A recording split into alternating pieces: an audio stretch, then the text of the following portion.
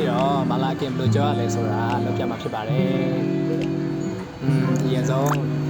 အာလူကိုပေါ့နော်အာလူကိုဒီလိုတစ်ချောင်းလေးနဲ့ထိုးမယ်အဲ့ဒါလေးထိုးသားမယ်ထိုးသားပါမယ်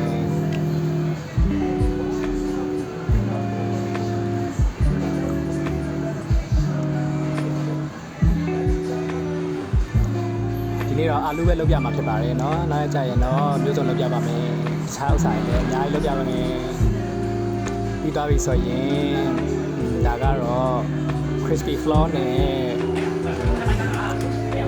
သူခေါ်ရပါလေခေါက်ကြောက်တမ်ခေါက်ကြောက်အဲ့ဒါနဲ့ရောပြီးတော့တော်တယ်ဖြစ်ပါတယ်အဲ့ဒါနဲ့တုပ်ပြီးတော့တိုးလေးကိုထည့်ပြီးတော့ကြော်ပါပါကြော်လိုက်ပါပြီ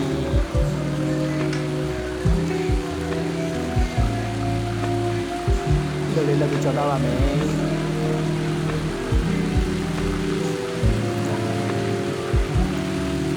ကြော်မယ်လိမ့်မယ်ဟိုဘက်ဒီဘက်လဲပါမယ်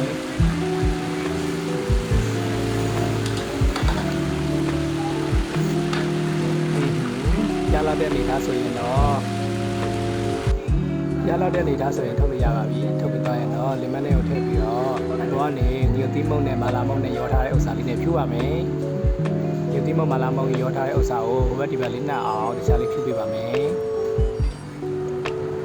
ရှားလေးဖြူပြီးတော့ပြီဆိုရင်တော့မာလာဆော့စ်ပေါ့နော်ကိုယ်တိုင်လုပ်ထားတဲ့မာလာဆော့စ်ကိုတုပ်ပါမယ်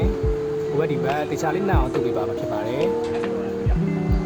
ချောင်းချင်းကိုတခြားဆက်ရှိလက်ရှိလေးတွေနဲ့တုပ်ပြီးပါပါ